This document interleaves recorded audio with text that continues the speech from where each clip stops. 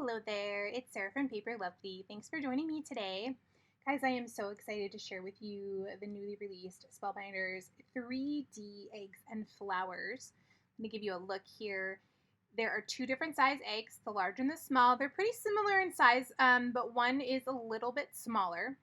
And then we have the bottoms for each of the eggs, as well as leaves and florals to decorate these up. So I have gone ahead here and cut everything out. We're going to make a little sampler egg today. So for my purple, I'm going to do this daffodil.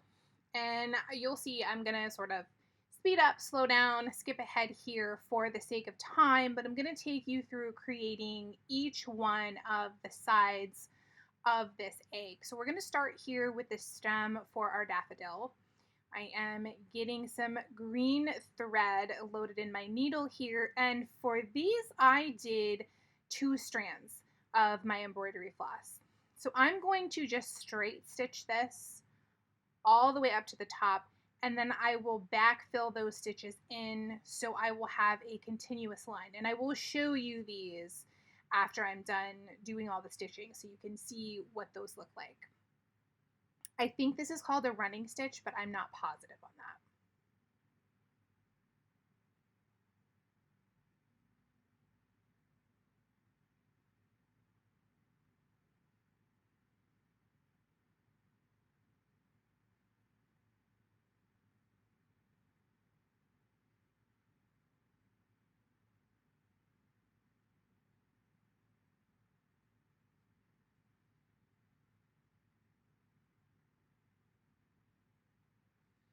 So now I'm at the top, so I'm just going to flip that around and I'm going to fill in all the gaps between my stitches that I made on the way up the stem.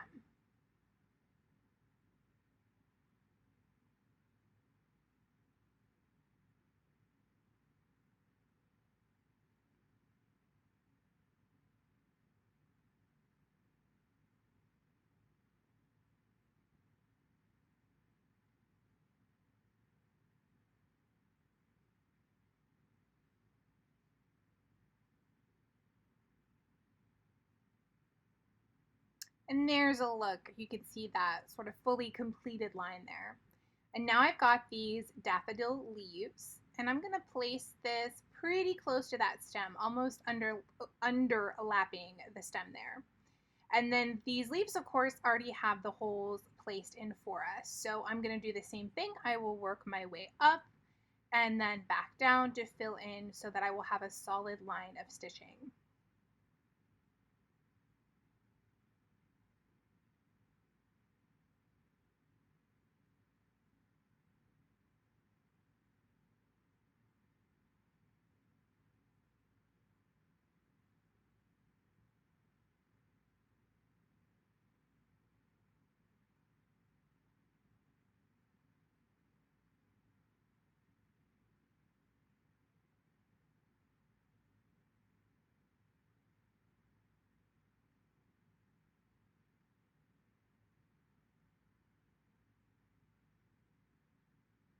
And there we have our first leaf complete.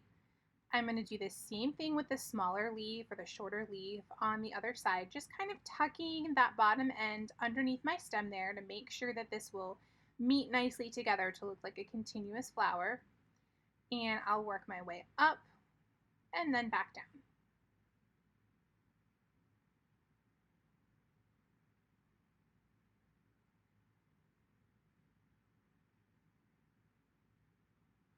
Skipping ahead here to spare you my needle threading skills.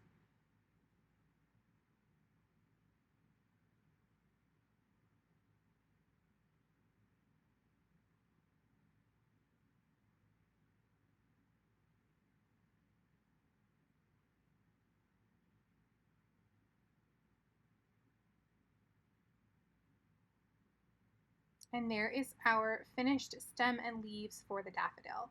Now because I have, I'm just going to finish up with a quilter's knot there, just looping my thread around to make a very small knot. And since I already have my green thread in my needle, we're just going to continue on and do the leaves for all 4 of these sections. So I skipped ahead here. I stitched the stem exactly the same way that I did for the daffodil. And for this tulip, we're going to use the smallest leaf. And this was very simple. There's just 2 stitch holes there, so 1 quick stitch. You could do that a couple times if you'd like to make sure it's nice and secure like you would for a button. But I think 1 loop through will work just fine. I'm again going to go ahead and just create a little quilter's knot here. And then I'll trim off the excess. For this side, I'm going to do a stack of the 3 different size leaves. So this larger one has 4 holes, the middle has 3, and of course that smallest one has just the 2. I'm just going to work through here. Where I'm able to, I will fill in for a solid line.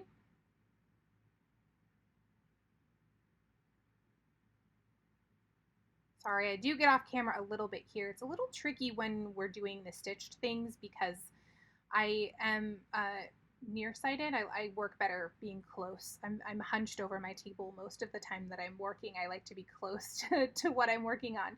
So I'm doing my best to keep these in frame for you, sort of pulling them close and then back down again so I can show you actually what I'm doing. So once I've got all of these attached here,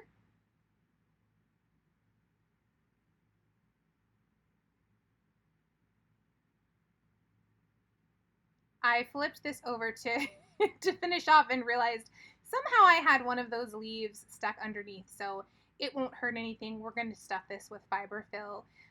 So I went ahead here and just finished up my stitching, and then I will just trim away that excess so it's not too bulky, but you're not able to tell at all that that's stuck behind there. Just remember, felt can stick to itself, so double check yourself. And that one last stitch will complete our line for that larger leaf. I'm going to trim away that little extra there. And again, I will finish this up with a quilter's knot.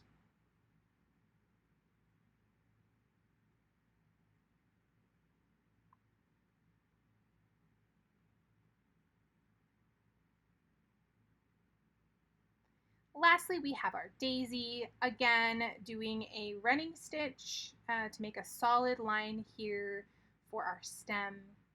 And then I just wanted to show you this different shaped leaf, adding that there. I overlapped mine a bit. I think you could, well, really you can put it any way you'd like it, but for me I liked to having the green of the stem and the green of the leaf connected.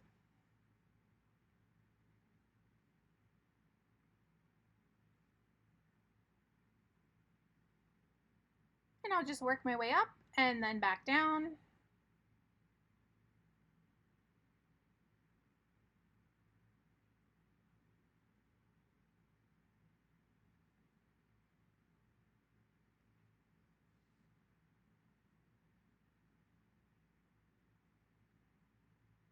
And we will knot off our ends on the back here.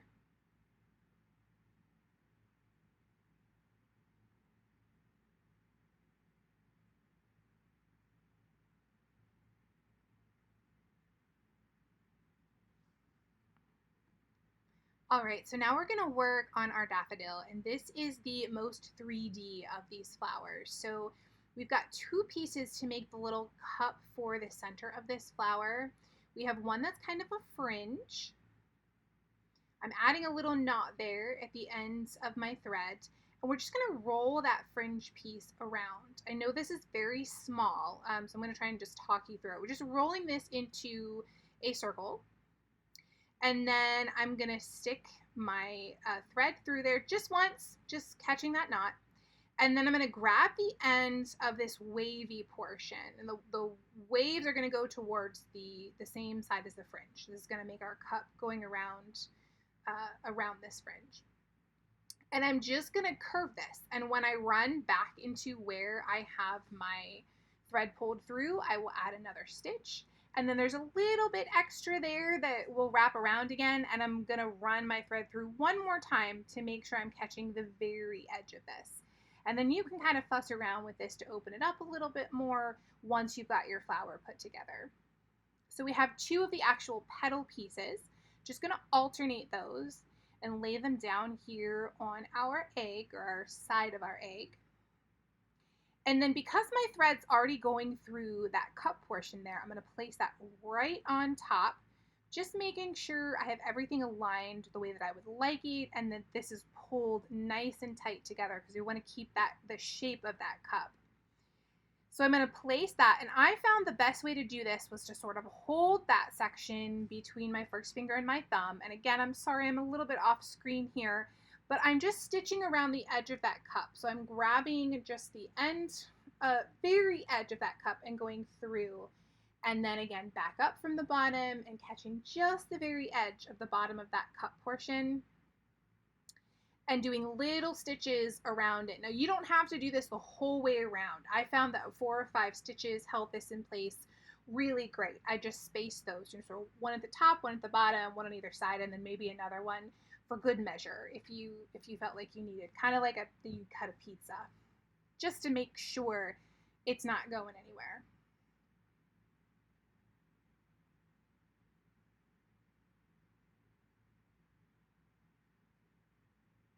So if I count there, I think I ended up doing 6. I'm just going to check that that's nice and secure.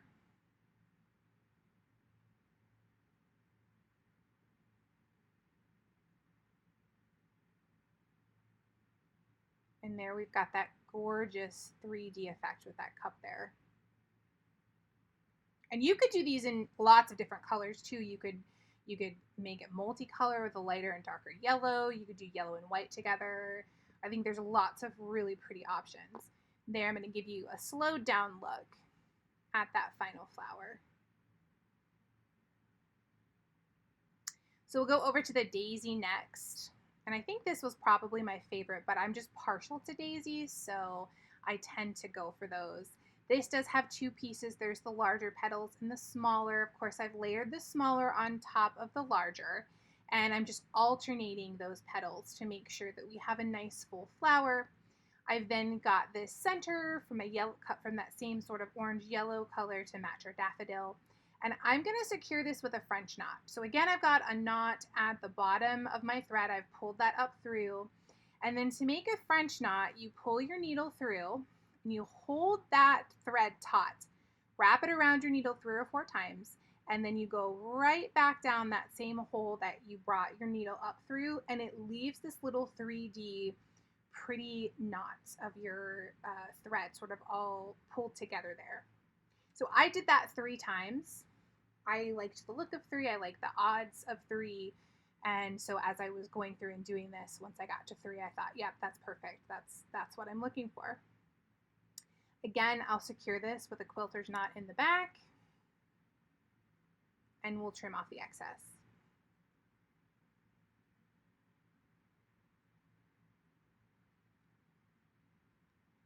Lastly, we've got our tulip. I've cut this from 2 different colors of pink, one sort of a light peachy pink, and then for the center of my tulip, I'm going to use a little bit darker pink. I want to secure this bottom portion down just really quickly. I'll place just a little stitch there to hold it, which is going to make adding the top portion a little bit easier.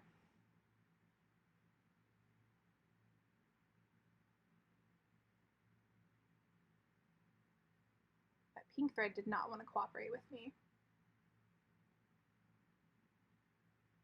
So there, we're just make a little X. Hold that down nice and tight. And then you just line up this smaller piece with the center point of the larger piece. Very easy. I did, again, a running stitch around this all the way around. So I started here on one of the curves at the bottom. And I'm just going to space these out as evenly as I can. I'm just eyeballing it.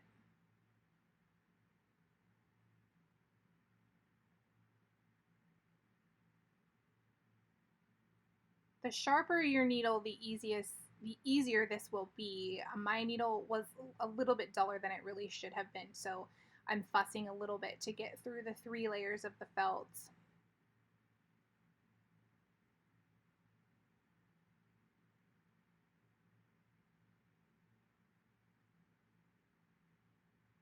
I'm also trying to stay as close to that edge as I can. You could also do a blanket stitch on this to go around and give a really nice edge. I may try that on another that I make and see how that works out. Now here, I'm making sure as I come up to the tip of this that I'm making sure I have my stitches spread out so that I can have a point of one of my stitches right there at that top. And then again, I'll continue around.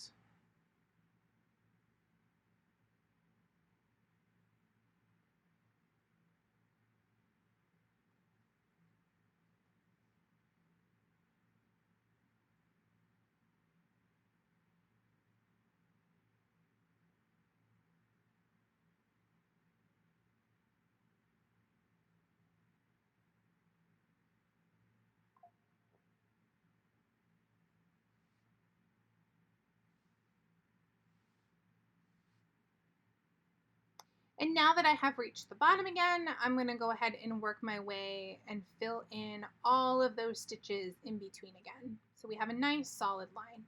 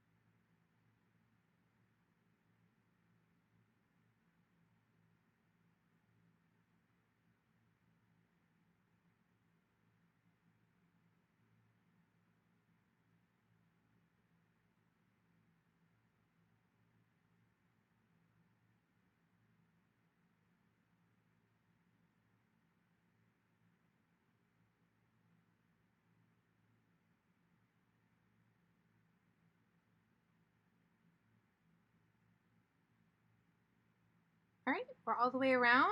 We'll go ahead and secure this with our knot. And then we can start getting our egg put together.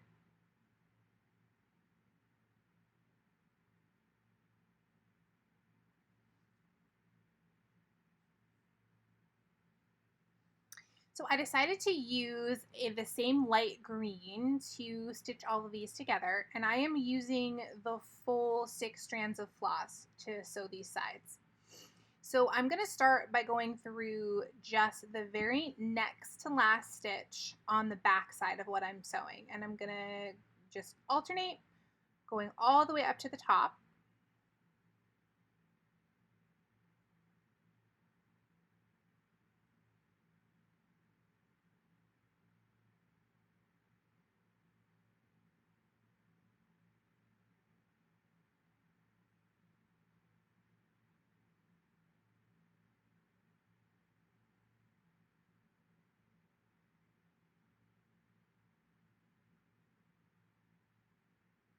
And then once I get to the top, I'm going to stitch all the way except the very top hole in that point. And I'm going to do that for all 4 sides. So when we're finished, we're going to have just that top portion that is not stitched together. And I'll show you when we get to the 4th side how we're going to close this at the top. So again, working my way back down just to make sure I have a nice solid line.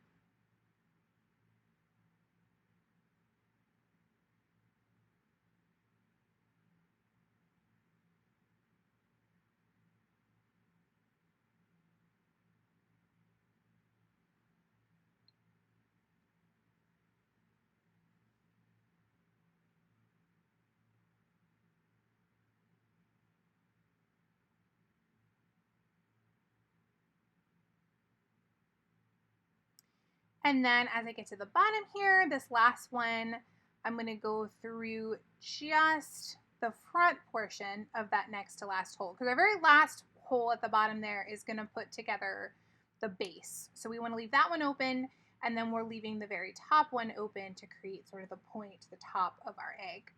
I'm going to knot this off. I did each side individually. You could leave this connected and just move to the next one, but I didn't want to have a whole bunch of sort of strings hanging around the bottom as I was trying to place the square for our bottom on everything. So for me, it was easier to trim this off. I'm just going to tuck those tails up inside when I stuff the egg, and it makes it a lot easier to finish off the bottom portion. So again, we're going to start on the second hole from the bottom. I'm going to start from the inside going out, and then I will just weave, doing a running stitch all the way up to the top, saving that last hole at the top for our point.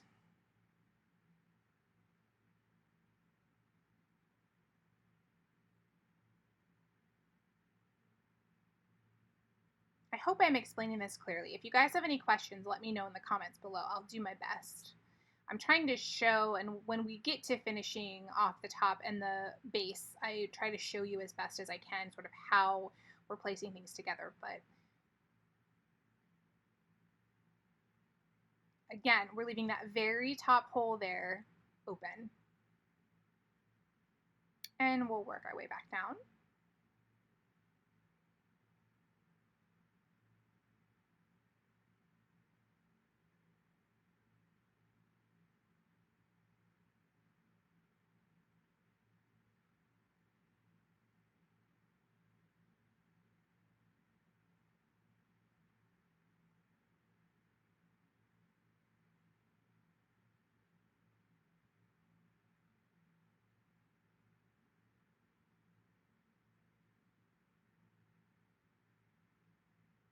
And then when we get to the next to last one, we're going to go from the inside just through the hole on the front, which is going to leave both our tails on the inside of our egg. We can knot that off and trim it. And then we'll just tuck those up inside the egg portion.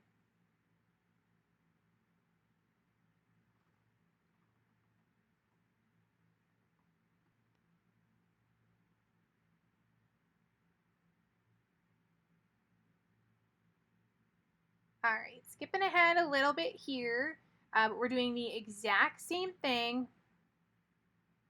We have attached our third, and now we're working on our fourth and final section, and this is going to put the whole thing together at the top here. So as you can see, all four of these top holes are open.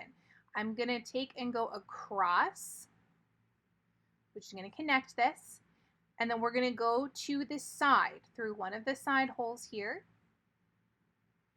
This is going to keep our line continuous so we don't have any wonky looking stitches. We're going to pull that through, and that's going to put us where we can go across to the other two holes that are open, like so. And now we've got the point of our egg sewn together. We're going to make our stitch back to start going down and fill in our line here on our last purple section.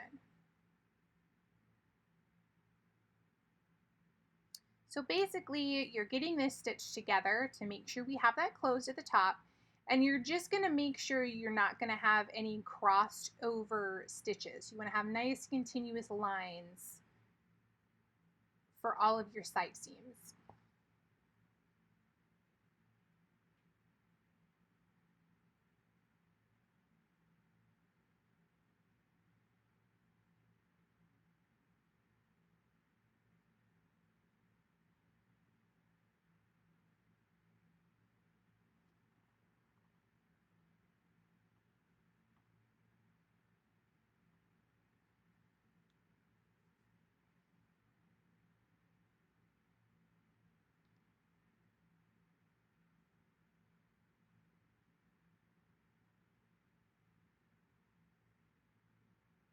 And there we have, that was the hardest part.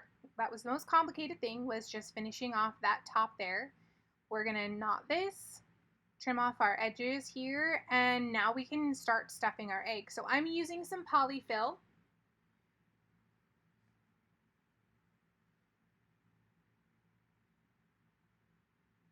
And I'm just gonna pull that apart to make it nice and fluffy, and then we will stuff that in there. You can make it as firm or as soft as you would like. I made mine pretty full. I wanted a nice puffy egg.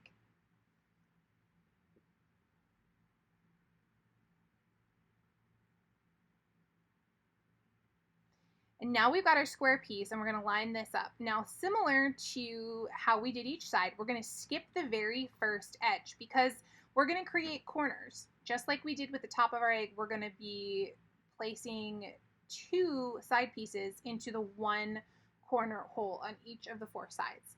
So I'm going to start with the hole right next to the corner, the very second one in, and we're going to go ahead and just running stitch this. And then when we come to the corner, we're going to go, again, I'm sorry I'm getting off the camera here. We're going to go down through and then through the side and then back up again, making sure to catch both of the sides of our eggs into the 1 corner for the square.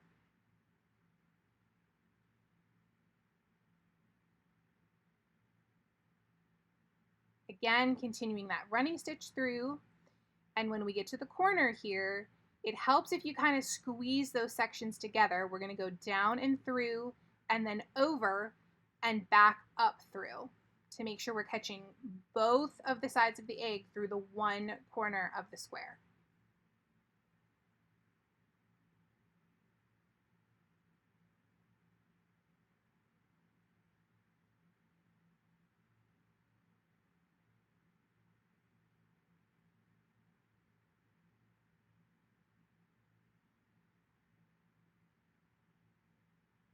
Same thing, we're at the corner again, so we're going to go through and then up.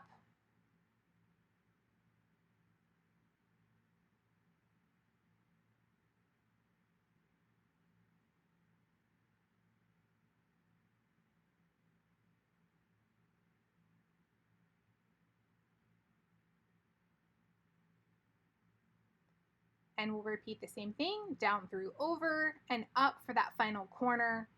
And then we will go ahead and knot off our string.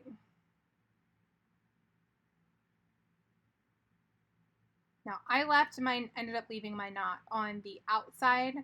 You really can barely see it at all. You could go ahead and make it a little bit longer and tuck it on the inside if you'd like it to, but I think it looks just fine having just a little knot. It's on the bottom, so you're not really going to see it when your egg is sitting up.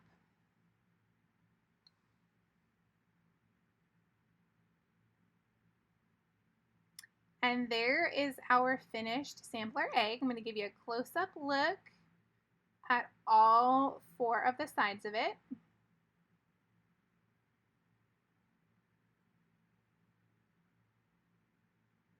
These were a lot of fun to put together. I have a few others that I've created I'm going to share with you just to give you some different ideas on how you can put these designs together. So here I've just gone with 1 panel with our daffodil, and I've alternated 2 different color purples here to give a little bit more interest.